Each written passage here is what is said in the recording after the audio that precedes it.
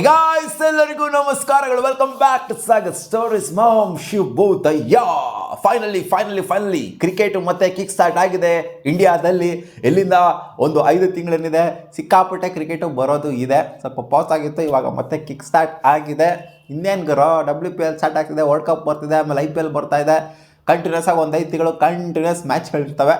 So cricket ಪ್ರಿಯರಿಗೆ ಒಂಥರ luxury ಅಂತ ಹೇಳ್ಬೋದು. ಓಕೆ, ಇವತ್ತು ಇನಾಗರಲ್ ಮ್ಯಾಚ್ ನಡೀತಾ ಇದೆ. ನಮ್ಮ RCB is taking on Mumbai Indians. ಮುಂಬೈನ ಹೋಮಲ್ಲಿ ಆಡ್ತಾ ಇರೋಂಥ ಮ್ಯಾಚು DY ಪಾಟೀಲ್ ಸ್ಟೇಡಿಯಮಲ್ಲಿ. DY ಪಾಟೀಲ್ ಬಗ್ಗೆ ಗೊತ್ತಿರೋದೇನೆ, ಸುಮಾರು WPL ಮ್ಯಾಚ್ನ ಇಲ್ಲಿ ನೋಡಿದ್ದೀವಿ ನಾವು. ಇದೊಂದು flat track, flat surface, batting ಆಡೋದಕ್ಕೆ ಸಿಕ್ಕಾಪಟ್ಟೆ ಸೈಕಾಗಿರುವಂಥ ಸರ್ಫೇಸು. ಇಲ್ಲಿನ ಆವ್ರೇಜ್ ಫಸ್ಟಿಂಗ್ ಸ್ಕೋರ್ ಬಂದ್ಬಿಟ್ಟು ಆನ್ ಪಾರ್ ಸ್ಕೋರ್ ಬಂದ್ಬಿಟ್ಟು 165 ಇದೆ.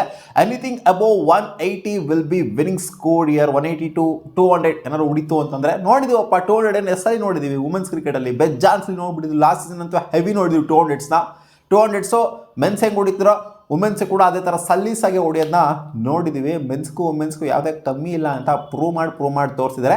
ಆ್ಯಂಡ್ WPL ಸ್ಟಾರ್ಟ್ ಆಗಿಂದ ಇಂಡಿಯನ್ ಕ್ರಿಕೆಟ್ ಯಾವ ಥರ ಡೆವಲಪ್ ಆಗಿದೆ ಅಂತಂದರೆ ನೋಡಿದ್ರಲ್ಲಪ್ಪ, ರೀಸೆಂಟಾಗಿ ವರ್ಲ್ಡ್ ಕಪ್ ಬೇರೆ ಗೆದ್ವಿ. 2026 world cup, T20 world cup ಏನು ಬರ್ತಾ ಇದೆ, ಅದಕ್ಕೆ ಇದು ಒಳ್ಳೆ ಕೊಡುಗೆ ಆಗ್ಬೋದು ಖಂಡಿತ. 20 ಜನ ಹೊಸಬ್ರು WPL ಸ್ಟಾರ್ಟಾಗಿಂದ 20 ಜನ ಹೊಸಬ್ರು ಡೆಬ್ಯೂ ಮಾಡಿರುವಂಥದ್ದು ಇಂಡಿಯನ್ ಟೀಮಿಗೆ. ಅದು WPL ಇಂದ ಬಂದಂಥವ್ರು ಡೆಬ್ಯೂ ಮಾಡಿರುವಂಥದ್ದು. ಇಲ್ಲೂ ಕೂಡ ಇನ್ನೂ ಯಾರ್ಯಾರು ಡೆಬ್ಯೂ ಮಾಡ್ತಾರೆ ಅಂತ ಗೊತ್ತಿಲ್ಲ. T20 ವರ್ಲ್ಡ್ ಕಪ್ಗೆ ಏನಾದ್ರು ಹೊಸ ಆಯ್ಕೆಗಳಾಗ್ತಾವ. ಈ ಒಂದು WPL ಏನಾದ್ರು ಸೂಪರ್ ಫ್ರೆಶ್ ಆಗಿ ಏನಾದರೂ ದಾರಿ ಮಾಡ್ಕೊಂಡು ಕೊಡುತ್ತಾ ಹೊಸ ಕ್ರಿಕೆಟರ್ಸ್ಗೆ ಅಂತ ಕಾದು ನೋಡಬೇಕಾಗಿದೆ. ಇವತ್ತು ಇನಾಗ್ರಲ್ ಮ್ಯಾಚ್ ನಡೀತಾ ಇದೆ.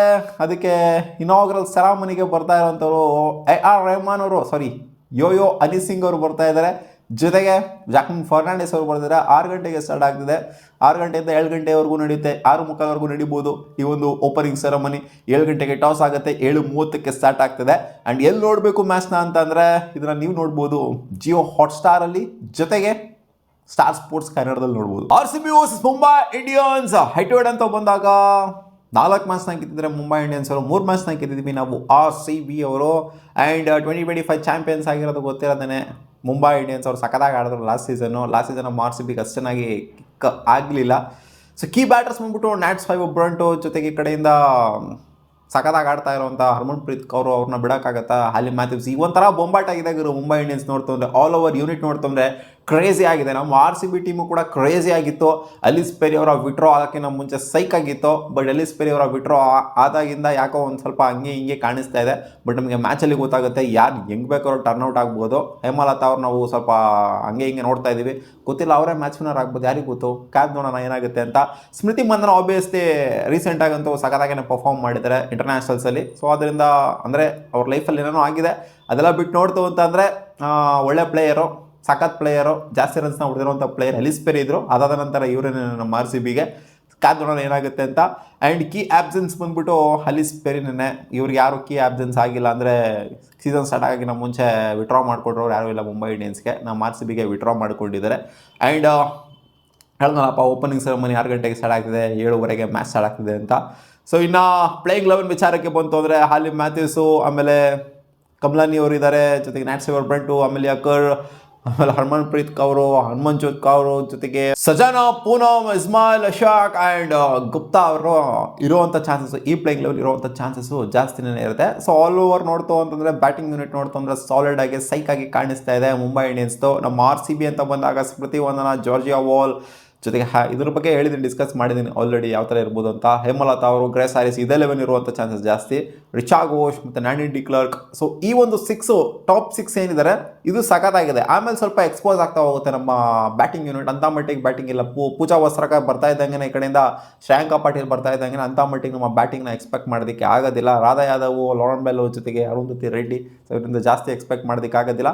ಆ್ಯಂಡ್ ಇನಿಷಿಯಲಿ ಸ್ವಲ್ಪ ಸ್ವಿಂಗು ಕಾಣಿಸೋದ್ರಿಂದ DY ಪಾಟೀಲ್ ಸ್ಟೇಡಿಯಮಲ್ಲಿ ಲಾರೆನ್ ಬೆಲ್ಗೆ ಸ್ವಲ್ಪ ಸ್ವಿಂಗ್ ಮೂವ್ಮೆಂಟು, ಯಾಕಂದರೆ ಪೇಸ್ ಸ್ವಲ್ಪ ಜಾಸ್ತಿನೇ ಎಕ್ಸ್ಟ್ರಾಕ್ಟ್ ಮಾಡ್ತಾರೆ. ಇವ್ರಿಗೆ ಇರುವಂಥ ಚಾನ್ಸಸ್ ಪೇಸ್ ಅಟ್ಯಾಕ್ ನಮ್ಮ RCBದು. ಬೌಲಿಂಗ್ ಅಟ್ಯಾಕ್ ಹಂಗೆ ನೋಡೋಕೆ ಹೋಯ್ತು ಅಂದರೆ ಚೆನ್ನಾಗಿನೇ ಇದೆ.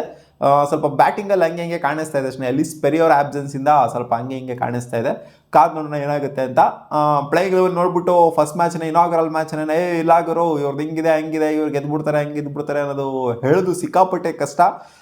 But Mumbai Indians defending champions ಬೇರೆ ಇದ್ದಾರೆ, ಜೊತೆಗೆ ಟೀಮು ಕೂಡ ಸಖತ್ತಾಗಿದೆ ಅವ್ರದ್ದು. ಯಾವುದೇ ಆಬ್ಸೆನ್ಸ್ ಏನೂ ಇಲ್ಲ ಅವರಿಗೆ.